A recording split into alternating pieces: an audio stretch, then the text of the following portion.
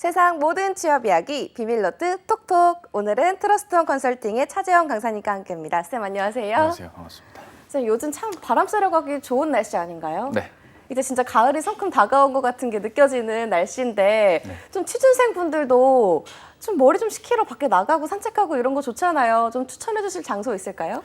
사실 그 방송의 취지만 아니라면 하고 싶은 얘기는 무척 많습니다. 지금 바람을 쐬러 갈 땐가 네. 지금 이렇게 마감이 쏟아지는데 그죠? 아. 그럼에도 이게 또 취지에 맞게 또 말씀을 네. 드려야 되니까 일단 댁 근처에 가실 만한 곳들, 저는 어디 한적한 곳보다는 차라리 도심 속을 걷는 걸 차라리 추천을 드립니다.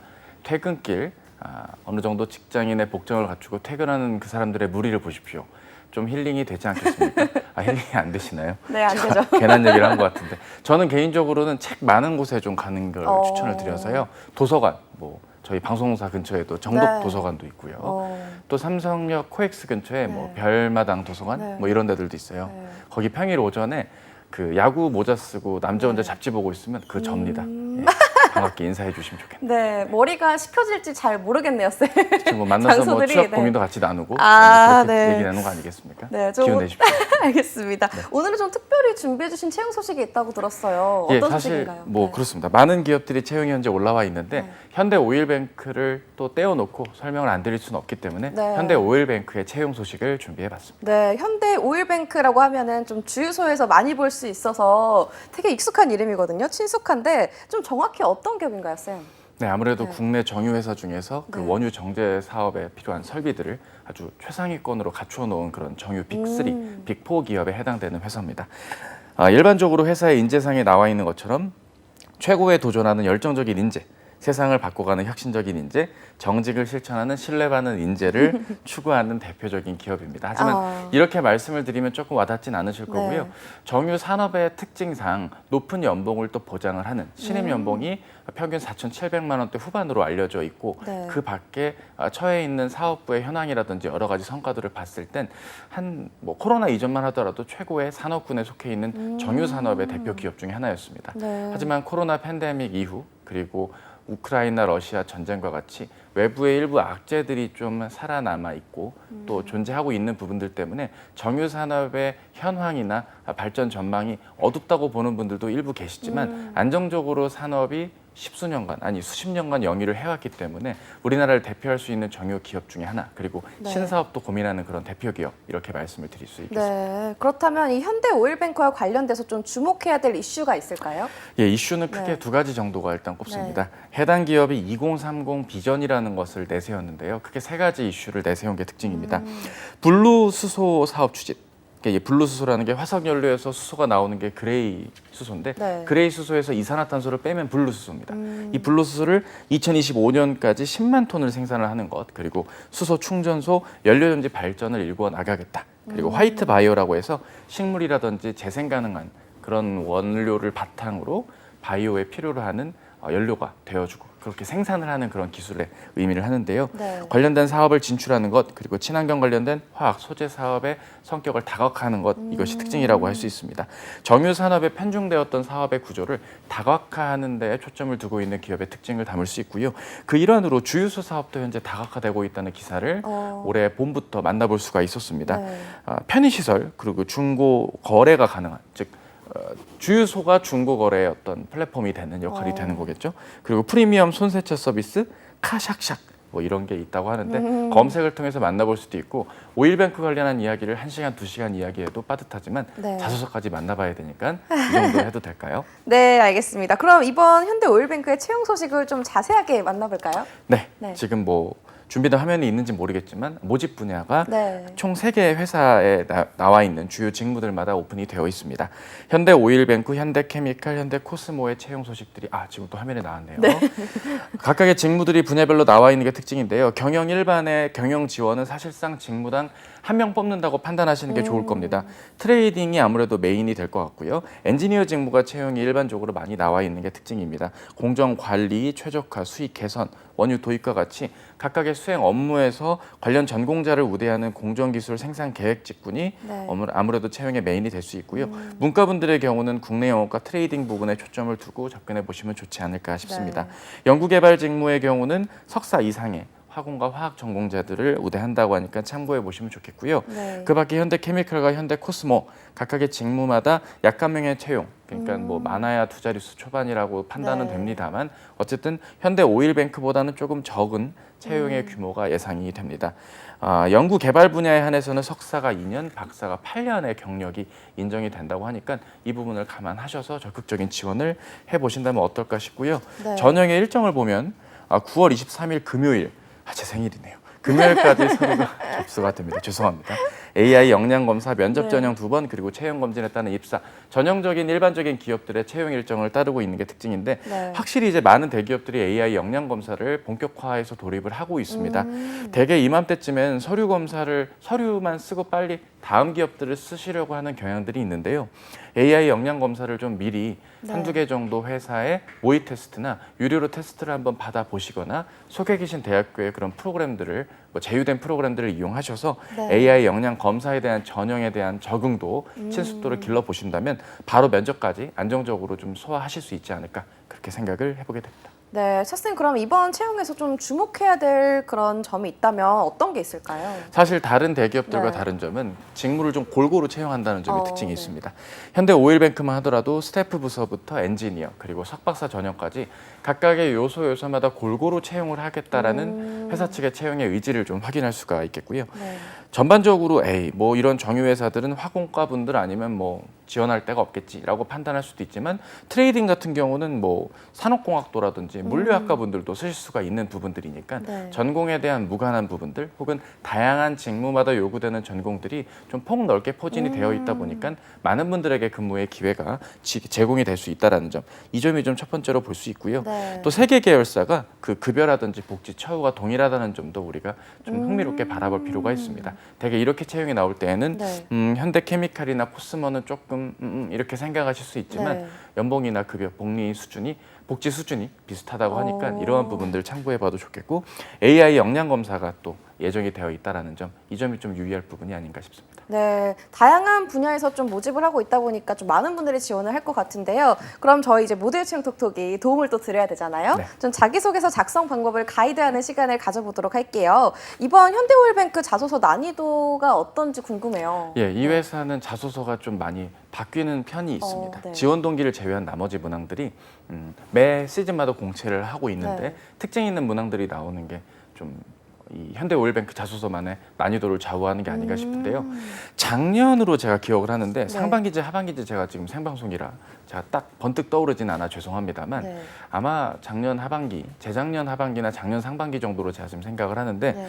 MZ 세대에 대한 문항들이 어. 나왔고요. 하반기에는 코로나 시국과 관련한 지원자의 어떤 생활적인 측면을 또 묻는 문항들이 별도로 존재를 해서 많은 구직자분들을 좀 많이 당황케 했던, 네. 결국 지원자에게 그냥 답습된 자소서 작성을 요구한다기보다는 네. 시류에 맞게 지원자를 평가하겠다라는 채용을 하는 인사 담당 측의 의지가 좀 적극적인 편이지 않나 하는 게 특징이고요. 그래서 네. 난이도는 중상 정도의 난이도가 아닌가 싶습니다. 어. 그런 측면에서 이번 시즌에 나와 있는 문항도 잠시 뒤에 살펴보겠지만 좀 이런 문항이 나오네 하는 좀 희귀한 문항들도 존재를 합니다. 근데 문항이 희귀하다고 해서 희귀하게 내용을 적어야 되는, 막 네. 튀는 내용을 적어야 되는 건 아니거든요. 문항의 특징에 맞게, 문항의 의도에 맞게 글을 적어주는 게 무엇보다 중요하지 않을까 싶습니다. MZ세대 그 얘기가 나왔던 게 작년 하반기라고 네, 맞습니다. 하더라고요. 또 제가 작년 하반기도 컨텐츠를 다뤘는지 모르겠지만 그 문항이 굉장히 좀 특이했던 것으로 기억합니다. 네. 그럼 이번엔 좀 어떤 희귀한 문항이 있는지 한번 살펴봐야겠네요. 좋습니다. 좀 1번 문항부터 그럼 자기소개서 항목을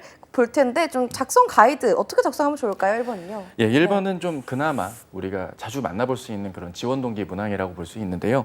선택하신 직무에 대한 지원 동기, 해당 직무 관련해서 본인이 갖고 있는 강점을 구체적인 사례와 경험을 통해 적어라. 800자입니다. 네. 800자 안에 이 내용을 다 담는 게 여간 쉬운 일은 아닐 겁니다.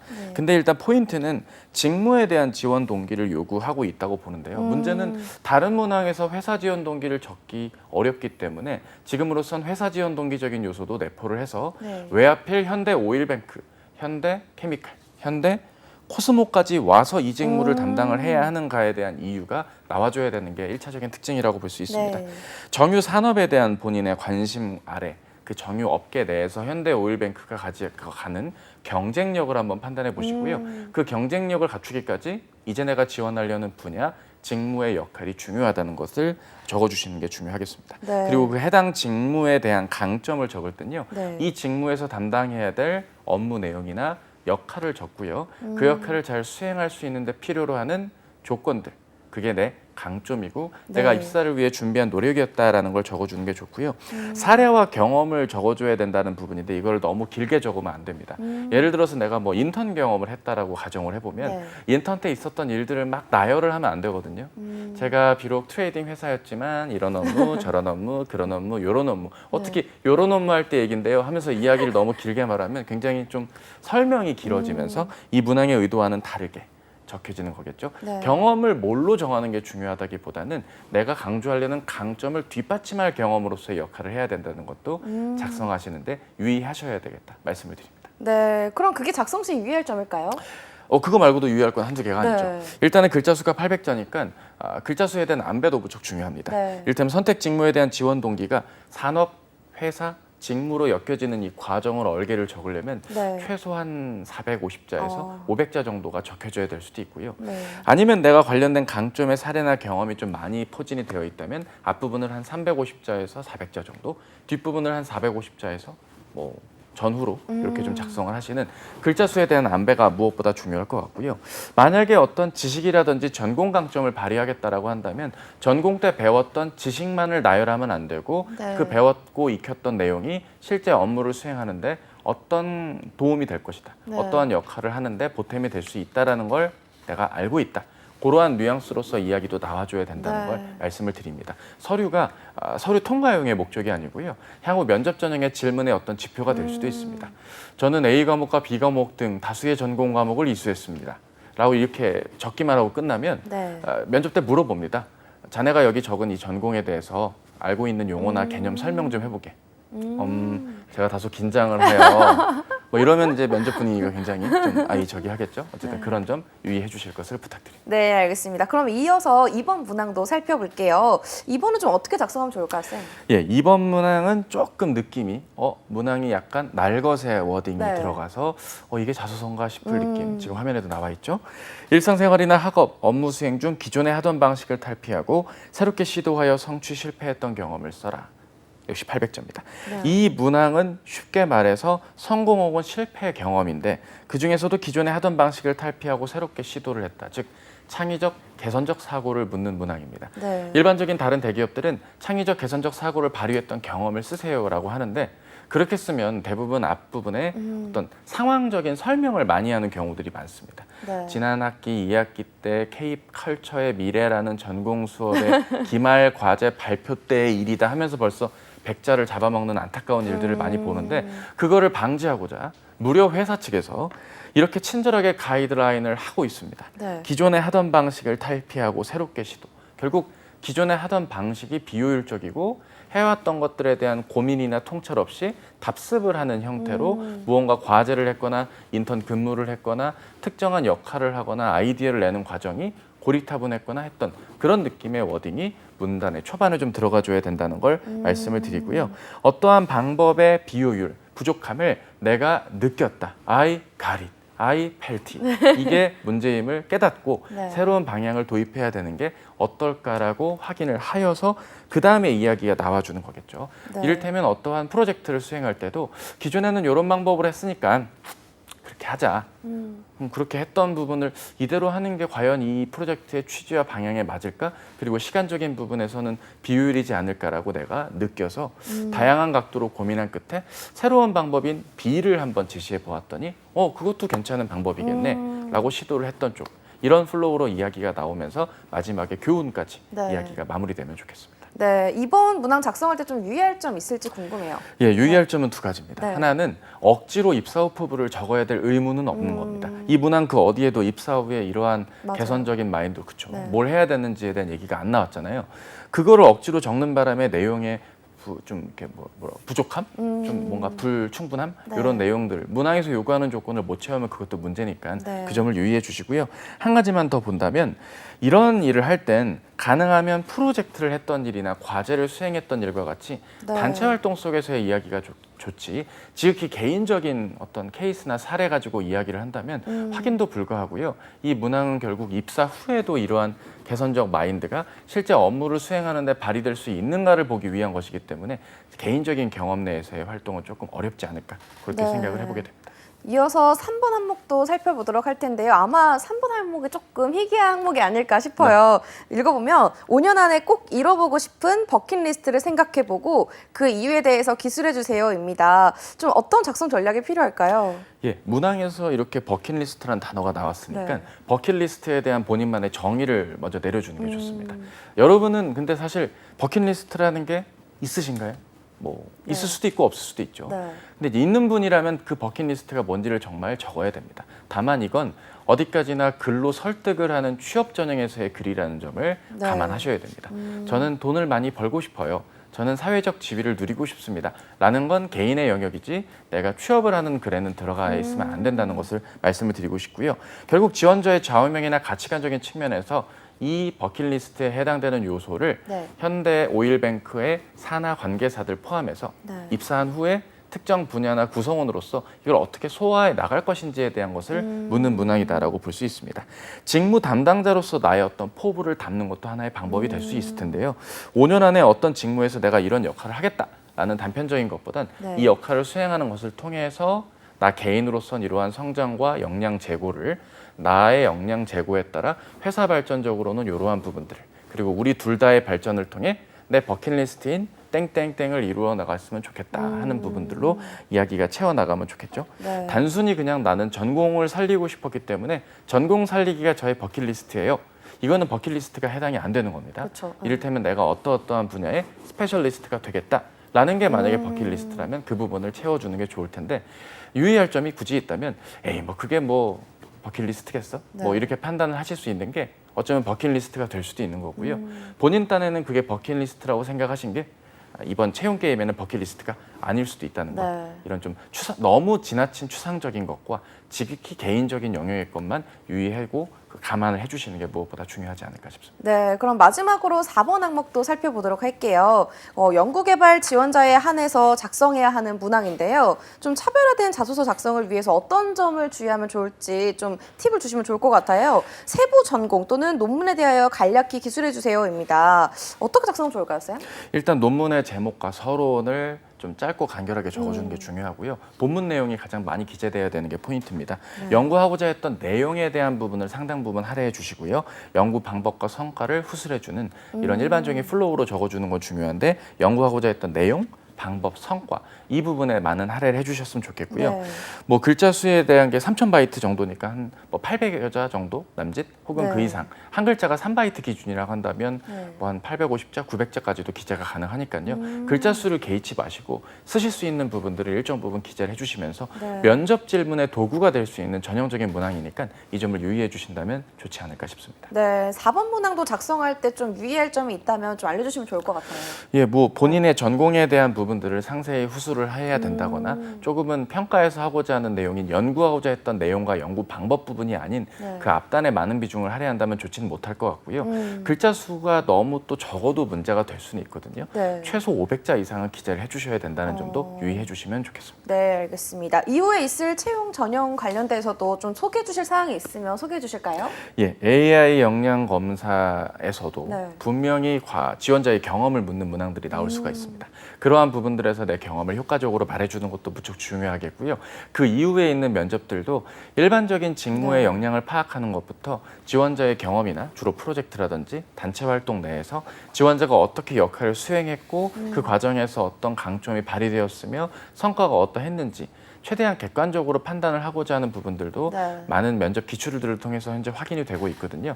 조금은 지엽적인 질문들보다는 지원자의 역량과 강점을 파악하는 핵심 위주의 면접 전형들도 이어진다는 사실을 유의하셨으면 좋겠고요. 네. 전반적으로 회사가 단순히 그냥 그 직무에 특화된 인재를 선호한다기보다는 네. 정유 산업 내에서 현대 오일뱅크 및 관계사들이 가지는 특징을 잘 이해하고 있는 회사 사업을 잘 이해하고 있는 지원자를 선호하고 있다는 것을 네. 각각의 전형마다 뭐 여러 기출이나 내용들을 통해 확인할 수 있으니까 그 점을 유의해서 이번 전형에 참여하시면 좋지 않을까 싶습니다. 네, 알겠습니다. 끝으로 이 현대오일뱅크 지원을 희망하시는 구직자분들을 위해서 응원의 한 말씀 해주실까요? 예, 네. 자기소개서 문항이 조금 괴짜 같다고 좀 특이하다고 생각을 하시기보다는 네. 이 문항이 결국 나에게 뭘 물어보고자 하는지의 의도를 판단하는 게 좋습니다. 네. 지원자가 취업을 하는 데 있어서 그것도 오일뱅크 및 관계사들의 특정 직무의 구성원이 되는 것까지 여러 가지 얼개들을 잘 고민하는 것들이 무엇보다 중요하겠고요.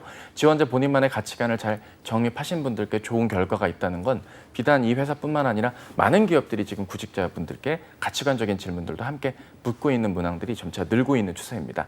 이번 기회에 이러한 가치관을 입장 정리를 하셔서 오피셜한 나만의 가치관이나 버킷리스트도 한 번은 정리를 해보시는 게 필요하지 않을까 싶습니다. 네, 알겠습니다. 지금까지 현대오일뱅크 자소서 작성 방법에 대해서 가이드 해주셨으니까요. 좋은 결과 만들어 보시기 바랍니다. 지금까지 차쌤과 함께했습니다. 말씀 고맙습니다. 감사합니다. 모두의 채용 톡톡 오늘 준비한 내용은 여기까지입니다. 저는 내일 같은 시간에 찾아뵙도록 할게요. 톡톡.